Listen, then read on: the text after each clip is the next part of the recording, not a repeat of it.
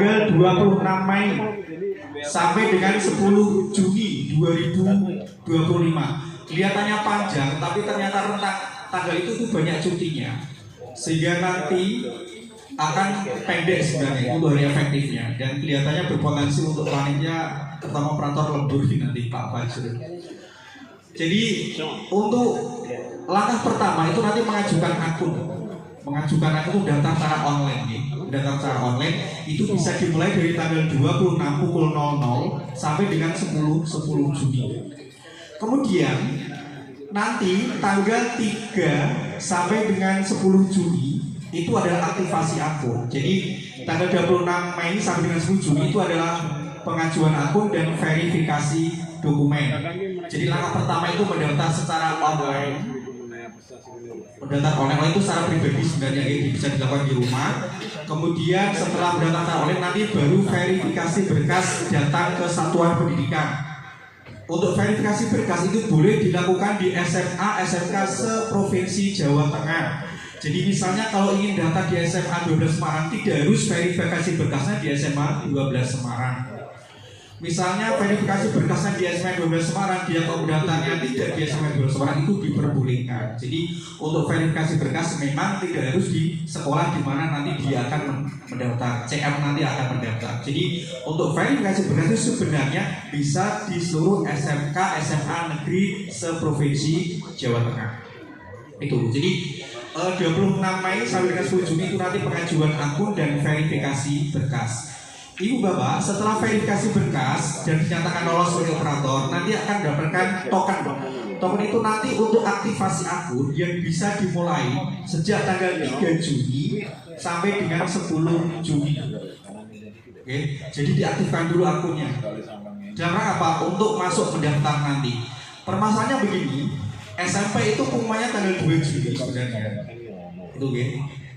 Tetapi sudah dibuka mulai tanggal 26 Mei.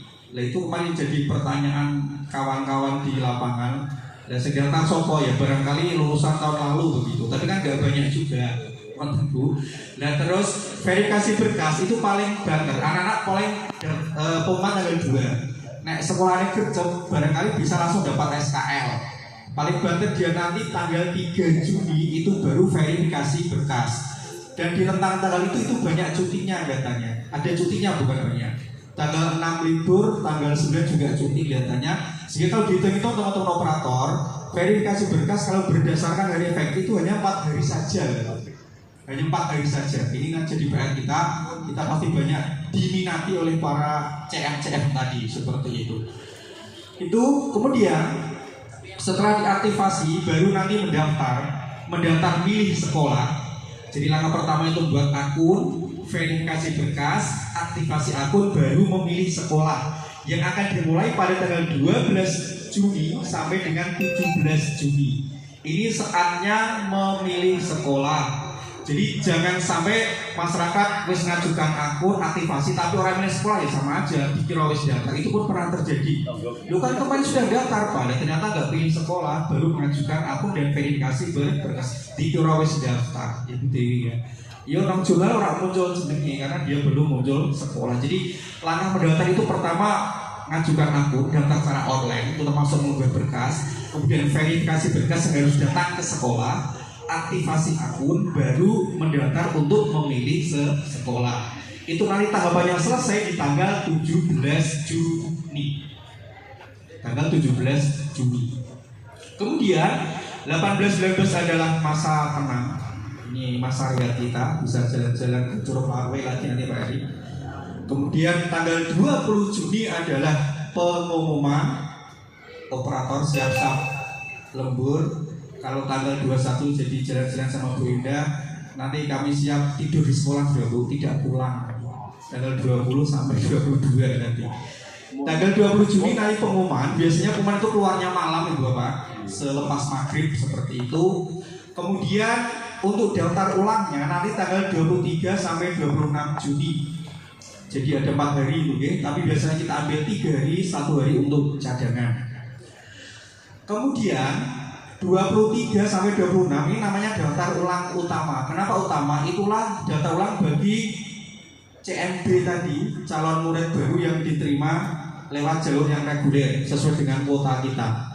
Kemudian nanti akan ada peserta cadangan jika calon murid baru tadi yang diterima tidak melakukan daftar ulang, berarti ada kekosongan.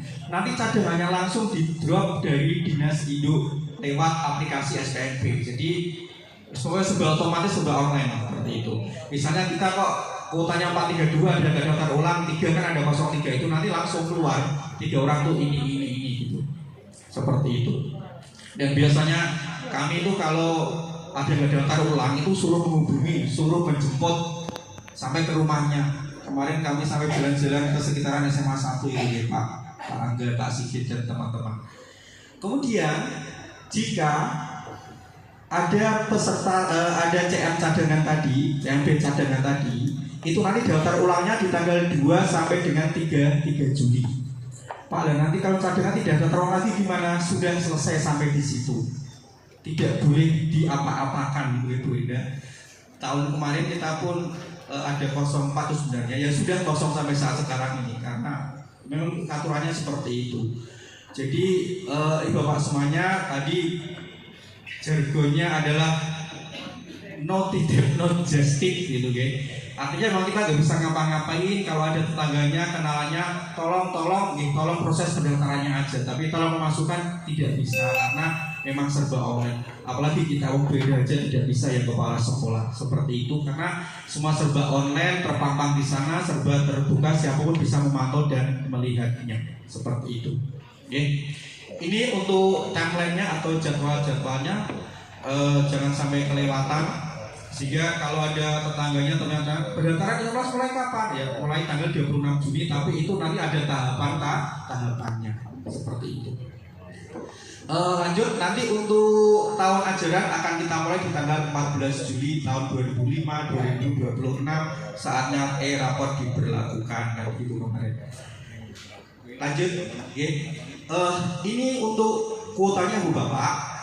Domisili paling sedikit 33%. Kenapa paling sedikit? Karena kalau ada jalur lain yang tidak tercukupi, misalnya tidak terpenuhi, misalnya di jalur afirmasi atau jalur mutasi tidak terpenuhi, itu larinya nanti ke domisili. Tetapi tidak seperti tahun sebelumnya, nanti untuk seleksinya adalah melalui nilai, tidak jarak lagi. Sehingga anak yang daftar domisili nanti akan dilihatnya disortir itu, dipilih nilainya yang paling tinggi baru dimasukkan itu. Yang murni domisili itu yang 30% saja tadi, seperti itu ketentuannya. Kemudian afirmasi paling sedikit 32%. Afirmasi itu nanti diisi oleh disabilitas. Anak-anak disabilitas itu otomatis diterima. Jadi kita tidak boleh menolak ya. Kalau ada anak disabilitas yang memang syarat untuk diterima itu dia bisa menolak itu. Kemudian keluarga ekonomi tidak mampu itu by database Dinas Sosialnya Provinsi Jawa Tengah P1, P2 dan P3. Jadi itu yang bisa masuk di DTKS. Kalau miskin kategori P4 dan P5 itu sudah tidak bisa masuk lagi. Sehingga kalau ada yang merasa ini sekarang tidak perlu mencari surat tidak mampu, mengurus surat di Dinas Sosial kayaknya sudah tidak lagi karena sudah by data ya, by database. Kemudian untuk anak panti pun sama, itu nanti sudah by data. Anak ATS itu bisa by data atau kalau dia memang tidak terdata di Pusdatenya Kemendikbud itu nanti bisa dibuktikan dengan surat pernyataan dari orang tuanya seperti itu. Kita 2 tahun ini selalu punya anak ATS. Kemarin ada 1, kemarin juga ada. Kemarin ada 2 malah. Ada 1 kemarinnya ada 1 juga. Karena yang 1 kita verifikasi tapi tidak lanjut di sini. Kuotanya untuk anak panti hanya 3% maksimal, anak ATS juga 3% maksimal dari kuota afirmasi yang 32%. Selebihnya itu nanti miliknya keluarga tidak mampu. Semisal ini tidak memenuhi ya nanti akan dipenuhi ini dulu. Semisal afirmasi kok nggak terpenuhi 32, ya nanti akan ditambahkan otomatis ke jalur domisili. Tapi tadi seleksinya nanti akan lewat nilai. Kemudian untuk prestasi itu sekarang naik jadi 30%. Prestasi itu nanti ada prestasi akademik dan non akademik. Akademik itu yang nilai rapor semester 1 sampai semester 5. Kalau tahun kemarin terdiri dari 9 mapel, sekarang hanya 7 mapel.